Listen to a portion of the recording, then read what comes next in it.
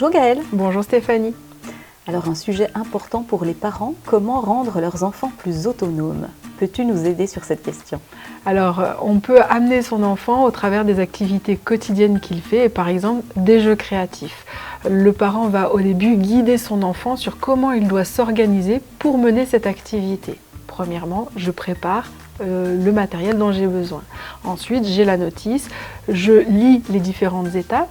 Éventuellement, je viens surligner ces étapes de façon à vraiment les mettre en évidence, peut-être mettre un numéro, 1, 2, 3, 4, et ensuite, j'exécute le plan que j'ai déterminé. Au fur et à mesure, le parent prend un petit peu de recul. C'est pas lui qui guide, mais c'est lui qui questionne son enfant sur comment l'enfant pense qu'il va devoir s'organiser pour faire cette activité.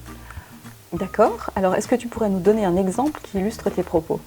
Alors, par exemple, sur une activité comme le jeu de pompons, peut se réaliser autour de 8 ans et plus, bien sûr, l'enfant va devoir expliquer comment il s'organise. Il doit préparer son matériel et il liste « j'ai besoin de la laine, des ciseaux, etc. » Ensuite, il check les étapes avec premier, deuxième, troisième, ce qu'il va devoir faire. Ensuite, il exécute.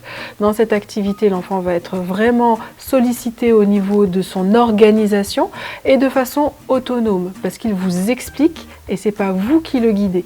Cette initiative à faire et à organiser lui permettra ensuite de le généraliser dans d'autres activités créatives, mais aussi à l'école. Je vais à l'école, de quoi j'ai besoin? De mon cartable, d'un bonnet parce que c'est l'hiver, etc.